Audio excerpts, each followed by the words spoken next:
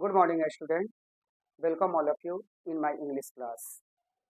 I am going to teach about verb to be.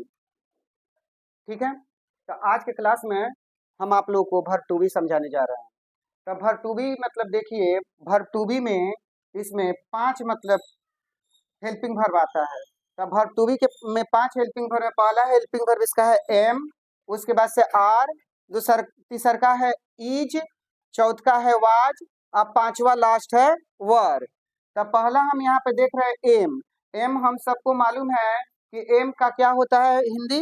M का meaning होता है हूँ, आर का मतलब आर का मीनिंग होता है या हो, इज का मीनिंग होता है। वाज का मत आप लोग को मालूम है इसका मतलब मीनिंग क्या होता है। वाज का मीनिंग था या थी होता है, वर का मीनिंग थे होता है। तो इन सब का अर्थ बता दिए एक एक करके, आप लोग बढ़िया से इसको मतलब कि समझ लीजिएगा। देखिए अब आगे का मतलब कि क्या है। तो एम का हूँ होता है ना, तो एम का हिंदी हूँ होता है। इसका मतलब हूँ जो है आप मतलब देख रहे हैं इसका हिंदी। तो एम जो है नीचे आप लोग देख रहे हैं, यहाँ पर नीचे देखिए। एम में देखिए वर्ब दो तरह का होता है। वर्ब दो तरह का होता है। तो पहला होता है सिंगुलर वर्ब और दूसरा होता है प्लूरल वर्ब। तो इसमें देख रहे हैं कि एम के नीचे हम एस लिखे हैं और उसके बाद से भी लिख दिए हैं। तो एस का मतलब होता है सिंगुलर और भी का मतलब होता है प्लूरल। ठीक है, तो ये दोनों मिलकर के क्या हो जाएगा, सिंगुलर वर्ब, है ना। तो सिंगुलर वर्ब में कौन आता है, एम आता है। तो एम को हम सिंगुलर वर्ब मतलब कि लिखते हैं, यानी एम सिंगुलर वर्ब है। अब आर देखिए, आर का तो आप लोग देख रहे हैं अर्थ क्या है या हो। तो आर जो है यहाँ पर आर के नीचे मतलब देखिए क्या लिखा है, पी अभी। पी भी का मतलब देखिए पी से प्लूरल, अभी से वर्ब, यानी कि आर जो है प्लूरल वर्ब है। ठीक है, आर प्लूरल वर्ब हो गया। अब फिर इसका देखिए ईज, ईज मतलब है होता है। तो ईज मतलब है होता है, लेकिन इसका मतलब कौन सा वर्ब है, तो ये सिंगुलर वर्ब है। देखिए ना, एस का मतलब सिंगुलर, अभी का मतलब वर्ब, तो ये तो सिंगुलर वर्ब हो गया। तो ईज सिंगुलर वर्ब में आता है। यहाँ पे देखिए वाज, वाज का मीनिंग में आप लोग देख ही रहे हैं, था या थी होता है। और इसमें मतलब कि वाज जो है ये सिंगुलर वर्ब होता है। तो यहाँ पर लिखा हुआ है सिंगुलर वर्ब। और वर देखिए, वर, वर मतलब थे होता है। तो वर मतलब थे होता है, लेकिन ये वर जो है सिंगुलर में नहीं होता है बल्कि ये प्लूरल में होता है। तो वर में देखिए क्या लिखे हैं, पी से प्लूरल, भी से वर्ब। तो वर क्या हो गया, प्लूरल वर्ब। अब एक बार बताइए, देखिए आप लोग को हम मतलब ये सब समझा दिए, आप लोग को अच्छा समझ में आ भी गया होगा कि सिंगुलर वर्ब कहने का मतलब होता है कि ये सिंगुलर मतलब इसलिए है क्योंकि यह मतलब सिंगुलर सब्जेक्ट के साथ आता है। क्योंकि जानते हैं क्या कि सब्जेक्ट और वर्ब दोनों के बीच में एक एग्रीमेंट तैयार हुआ है। क्या तैयार हुआ है, एग्रीमेंट। एग्रीमेंट का मतलब होता है कि आपसी मतलब कि इन लोगों के बीच में एग्रीमेंट तैयार हुआ है कि सब्जेक्ट मतलब जो है जैसा होगा वैसा ही वर्ब होगा। तो सब्जेक्ट सिंगुलर है तो वर्ब को भी सिंगुलर रहना पड़ता है। तो इन दोनों के बीच में मतलब कि क्या है, एग्रीमेंट मतलब बना हुआ है। कि एग्रीमेंट क्या है कि सब्जेक्ट कहता है वर्ब से कि जैसा मैं रहूंगा वैसा तुमको भी रहना पड़ेगा। तो सब्जेक्ट अगर सिंगुलर है तो वर्ब को भी सिंगुलर रखना पड़ेगा। तो देखिए सब्जेक्ट सिंगुलर है, सिंगुलर सब्जेक्ट के साथ सिंगुलर वर्ब। एस का मतलब सिंगुलर और उसके बाद एस का मतलब सब्जेक्ट। तो सिंगुलर सब्जेक्ट में सिंगुलर वर्ब यूज होगा, सिंगुलर सब्जेक्ट के साथ सिंगुलर वर्ब यूज होगा। आज देखिए प्लूरल सब्जेक्ट के साथ प्लूरल वर्ब यूज होगा। इसलिए हम यहाँ पर सिंगुलर प्लूरल आप लोग को समझाए हैं ताकि सेंटेंस बनाते समय आपको कोई प्रॉब्लम नहीं रहे, है ना। तो देखिए अब इसको मतलब बढ़िया से मतलब कि आप लोग मतलब रिकॉर्ड कर लीजिए अपने दिमाग में, अच्छा से समझ लीजिए। ठीक है, कि सिंगुलर सिंगुलर प्लूरल किसे कहते हैं, हम कौन सा हेल्पिंग वर्ब सिंगुलर है, कौन सा हेल्पिंग वर्ब प्लूरल है, हम साफ साफ लिख दिए हैं सबको।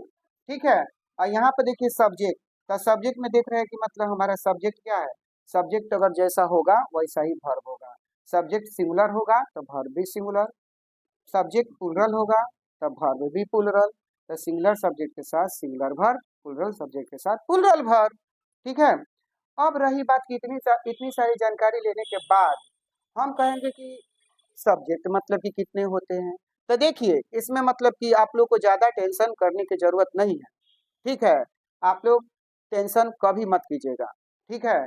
आप लोग एकदम इत्मीनान से मत रही, इत्मीनान से सोचिएगा और समझिएगा। देखिए सब्जेक्ट जो होता है ना वह आपका 8 ही गो होता है। सब्जेक्ट कितने होते हैं? 8 गो। एक होता है आई, एक होता है वी, एक होता है यू, और एक होता है दे, और एक होता है ही, ठीक है।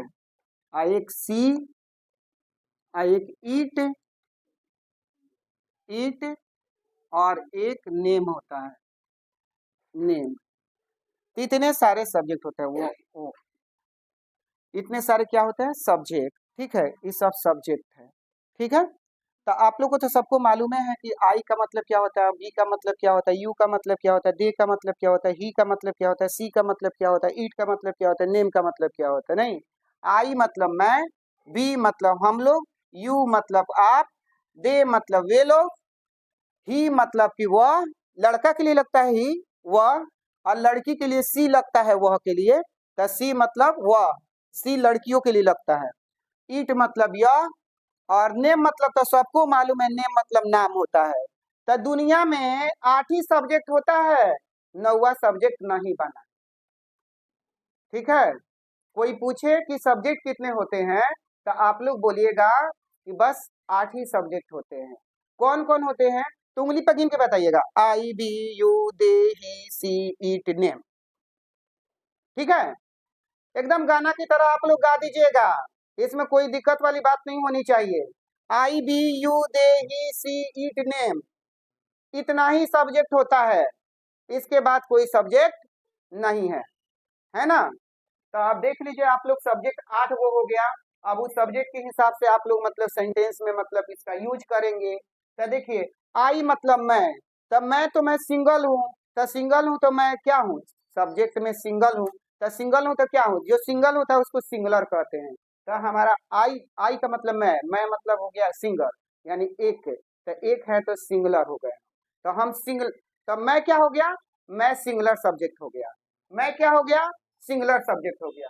बी मतलब हम लोग, हम लोग का मतलब क्या होता है? ज्यादा। तब जब ज्यादा आदमी हो जाएगा तो ये तो प्लुरल हो जाएगा, तो ज्यादा हो जाएगा तब प्लुरल सब्जेक्ट हो गया, तब बी हो गया प्लुरल सब्जेक्ट। अब फिर देखिएगा, इसमें कोई डाउट नहीं होना चाहिए, शक नहीं होना चाहिए बिल्कुल। यू जो है ये सिंगुलर प्लुरल दोनों में आता है। सिंगुलर प्लुरल में कैसे आता है? तो यू का मतलब होता है आप या आप लोग। आप कहिएगा तो सिंगुलर हो जा रहा है, आप लोग कह रहे हैं तो मतलब प्लुरल हो जा रहा है, ठीक है। ठीक है। तो यू जो है आपका सिंगुलर भी है और प्लुरल भी है। आप किस रूप में इसका यूज कर रहे हैं वह मतलब उस रूप पे आधार, उस रूप पे मतलब ये निर्भर करता है। सिंगुलर के रूप में कर रहे हैं तो सिंगुलर हो जा रहा है, प्लुरल के रूप में कर रहे हैं तो प्लुरल हो जा रहा है, ठीक है। लेकिन यू हमेशा वर्ब प्लुरल ही लेता है, यू हमेशा प्लुरल वर्ब लेता है ना। तो यू का मतलब तुम या तुम लोग, आप या आप लोग, ये सब यू का अर्थ होता है। अब देखिएगा दे, दे का मतलब देखिए इसका हिंदी से ही पकड़ में आ जा रहा है कि हिंदी में ये बोलने पर, ये हिंदी बोलने पर क्या हो रहा है, हिंदी बोलने पर ही पकड़ में आ जा रहा है कि एक सिंगुलर है कि ये प्लुरल है। तो सिंगुलर प्लुरल हिंदी से ही पता चल जा रहा है।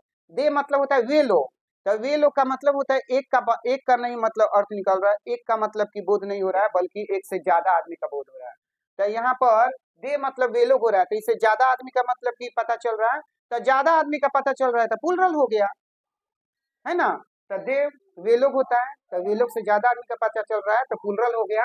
और उसके बाद ही कह देने से ही मतलब वह होता है, ही कह देने से ही मतलब वह होता है, समझ में आ गया। तो वह जो है ही का वह होता है, तो वह से क्या पता चल रहा है? एक का, तो एक है तो सिंगुलर वर्ब हो गया। अब वहां पर देखिए सी, सी जो है वह भी मतलब उसका अर्थ होता है वह, तो वह से पता चल रहा है एक का, तो एक हो गया, तो ये भी सिंगुलर सब्जेक्ट हो गया। तो देखिए ही भी सिंगुलर सब्जेक्ट, सी भी सिंगुलर सब्जेक्ट, इट माने क्या होता है? यह, तो यह से एक का बोध हो रहा है, तो एक का पता चल रहा है, तो इसीलिए मतलब यह भी सिंगुलर सब्जेक्ट हो गया। और नेम, नेम में तो आप लोग जानते करते हैं मतलब कि नेम किसको कहते हैं। नेम मतलब में बहुत सारे नेम आता है, यानी कि नाउन जो होता है उसको क्या कहते हैं? नेमे कहते हैं, ठीक है। यानी जितने भी नेमिंग वर्ड होते हैं सब नाउन होता है नहीं है ना। तो जितना भी नाम है सब नाउन है, ठीक है। तो देखिए नेम, नेम का बात कर रहे हैं। नेम मतलब होता है नाम, यानी कि नाम में तो मतलब कि जितने भी नाम आते हैं वो सबको मतलब क्या कहते हैं, नाउन कहते हैं। तो नाउन जो होता है वो नेम में आता है, ठीक है। तो जितने भी नाम है सब नाउन कहलाता है, ठीक है। तो अब देखिए, तो नेम में मतलब वही मतलब कि आ गया, नेम मतलब नाम होता है, तो नाम आएगा तो वो भी सब्जेक्ट आएगा, ठीक है, तो वो भी सब्जेक्ट होगा। तो नाम में तो कभी एक नाम आ सकता है, जैसे राम, राम आ गया तो सिंगुलर हो गया। राम और श्याम आ गया तो इसमें तो दो दो पर्सन आ गए, तो दो पर्सन आ जाएंगे तो प्लुरल हो जाएगा, ठीक है। तो देखिएगा, तब ये मतलब कि पूरा मतलब सब्जेक्ट आप लोग को समझा दिए। अब समझा दिए सब्जेक्ट, तो यहाँ पर देखिए, यहाँ पर सेंटेंस दिया हुआ है, यहाँ पर सेंटेंस मतलब दिया हुआ है, लेकिन सेंटेंस बनाने से पहले फॉर्मूला चाहिए। तो देखिए फॉर्मूला में मतलब क्या लिखे हैं, एक अफर्मेटिव का फॉर्मूला यहाँ पे डाले हैं। तो पहला है सब्जेक्ट, तब हेल्पिंग वर्ब है, तब ऑब्जेक्ट है, तब आरएम है। आरएम का मतलब रिमेनिंग मैटर होता है, ठीक है, आप लोग बढ़िया से समझ लीजिएगा, ठीक है। ऑब्जेक्ट के बाद जो भी मतलब कि छूटता है उसको हम रिमेनिंग मैटर कहते हैं। तो यहाँ पर सब्जेक्ट हो गया, एस से सब्जेक्ट याद रखिएगा, एस से सब्जेक्ट, एच से हेल्पिंग वर्ब, ओ से ऑब्जेक्ट, आर से रिमेनिंग आर से रिमेनिंग, एम से मैटर, रिमेनिंग मैटर। अब यहाँ पे सेंटेंस दिया हुआ, मैं एक अच्छा लड़का हूँ, तो इसमें कोई बात नहीं है, आप लोग आराम से रहिएगा, ठीक है, कोई दिक्कत होने वाली बात नहीं है, एकदम इजी है। देखिए कैसे इजी है, यहाँ पे पहले लिखना है आपको, फार्मूला के हिसाब से चलना है। तो फार्मूला के हिसाब से चलिएगा तो देखिए, पहले सब्जेक्ट है, तो पहले सब्जेक्ट में क्या दिया है, मैं। तो मैं का मतलब क्या हो जाएगा, आई। तो मैं का आई हो गया। अब हेल्पिंग वर्ब है, हेल्पिंग वर्ब मतलब देखिए लास्ट में रहता है, हेल्पिंग वर्ब कहाँ रहता है, लास्ट में रहता है। तो हेल्पिंग वर्ब हमेशा लास्ट में रहता है, तो लास्ट में रहता है, इतना ध्यान ध्यान में रखिएगा। ये मत समझिएगा कि हेल्पिंग वर्ब इधर उधर कहीं भाग जाता है, नहीं भागेगा हेल्पिंग वर्ब इधर उधर, हमेशा मतलब लास्ट में रहता है यह, ठीक है। इधर उधर आप लोग मत कीजिएगा, है ना। तो हेल्पिंग वर्ब हमेशा लास्ट में रहता है, कोई भी वर्ब हमेशा लास्ट में रहता है, चाहे वो हेल्पिंग वर्ब हो तो और चाहे वो मेन वर्ब हो तो, यानी हेल्पिंग वर्ब भी लास्ट में रहता है, मेन वर्ब भी लास्ट में रहता है, ठीक है। तो हेल्पिंग वर्ब यहाँ पे लिखा है ना, तो लास्ट में रहता है तो हम लास्ट में ना खोजेंगे, बीच में तो नहीं खोजेंगे, शुरू में भी नहीं खोजेंगे, तो कहाँ खोज देंगे, लास्ट में ही खोजेंगे, याद रखिएगा, हमेशा के लिए याद रखिएगा। तो देखिए यहाँ पर वाक्य का शुरू हो रहा है मैं से, खत्म हो रहा है हूं से, तो खत्म जहाँ पे होता है वहीं पे ना लास्ट होता है कि नहीं होता है। तो हूं से खत्म हो रहा है, तो लास्ट में क्या लिखा है, क्या लिखा है लास्ट में, हूं लिखा है। तो हूं का मतलब यहाँ पर देखिए, तो आप लोग को लिखे है ना हूं का क्या लिखे, एम लिखे हैं, तो हूं का एम होता है, तो हम यहाँ पर आई के साथ एम लगा दिए। तो आई एम, देखिए आप लोग समझ जाइएगा, सब्जेक्ट और वर्ब दोनों का अर्थ निकाल दीजिएगा तो ऑब्जेक्ट ऑटोमेटिकली चला आएगा। तो कोई से, तो देखिए कोई से, आई एम का मतलब होता है मैं और हूँ, देखिए आई मतलब यहाँ पर, आई मतलब मैं होता है कि नहीं होता है, आई मतलब मैं और एम मतलब हूँ, तो ये दोनों को मिला करके मैं हूँ। तो दोनों देखिए सब्जेक्ट और वर्ब दोनों का अर्थ निकल गया, मैं हूँ। तो मैं क्या हूँ, तो मैं क्या हूँ ऑटोमेटिक बता रहा है मैं क्या हूँ, तो एक अच्छा लड़का हूँ। मैं क्या हूँ, तो एक अच्छा लड़का, तो एक अच्छा लड़का आपको जो दिख रहा है, यही तो आपका, यही तो आपका क्या हो गया, सब्जेक्ट हो गया। क्या हो गया, यह सब्जेक्ट हो गया ना, नहीं सॉरी, एक अच्छा लड़का जो है यह ऑब्जेक्ट हो गया। तो देखिएगा जरा ध्यान दीजिएगा, एक अच्छा लड़का ऑब्जेक्ट हो गया, तब मैं हो गया सब्जेक्ट, हूँ हो गया मतलब हेल्पिंग वर्ब, एक अच्छा लड़का हो गया ऑब्जेक्ट, ठीक है। तो देखिए यहाँ आई एम का हो गया, आई मतलब मैं, हूँ मतलब हेल्पिंग वर्ब मतलब हो गया यहाँ पे एम, तो एम मतलब हूँ, और उसके बाद से ए मतलब एक, गुड मतलब अच्छा, और लड़का का बॉय, तो ये पूरा मिला के क्या हो गया, मैं एक अच्छा लड़का हूँ। आगे बात समझ में, आप लोग हमेशा कहिएगा ये मतलब कि क्या है, सब्जेक्ट है, और ये क्या है, हेल्पिंग वर्ब है, और यहाँ पर देख रहे हैं जो बीच में ये सब, तो ये जो है आपका ऑब्जेक्ट है, ठीक है, ऑब्जेक्ट हो गया ये। आगे बात समझ में, तो देखिए शुरू में सब्जेक्ट, अंत में हेल्पिंग वर्ब और बीच में ऑब्जेक्ट, देखिए तो देखिए आगे पीछे और बीच में, ये तीन तीन करके हम लोग क्या कर दिए, वाक्य बना दिए। पहले आगे वाला लिख दिए, तो अंत वाला लिख दिए, अंत वाला एम लिख दिए, और बीच में मतलब जो है वह लिख दिए। तो I am a good boy, तब मैं एक अच्छा लड़का हूँ। ठीक है, तो आशा करता हूँ आज का वीडियो आप लोगों को बहुत अच्छा लगा होगा। ठीक है, अगले वीडियो में हम फिर मतलब अगला चैप्टर मतलब कि लेकर के आएंगे। ठीक है, मेरे वीडियो को लाइक कीजिए, सब्सक्राइब कीजिए, और कमेंट बॉक्स में कमेंट मतलब कीजिए। आपके कमेंट का जवाब अगले वीडियो में दिया जाएगा। Thanks for it.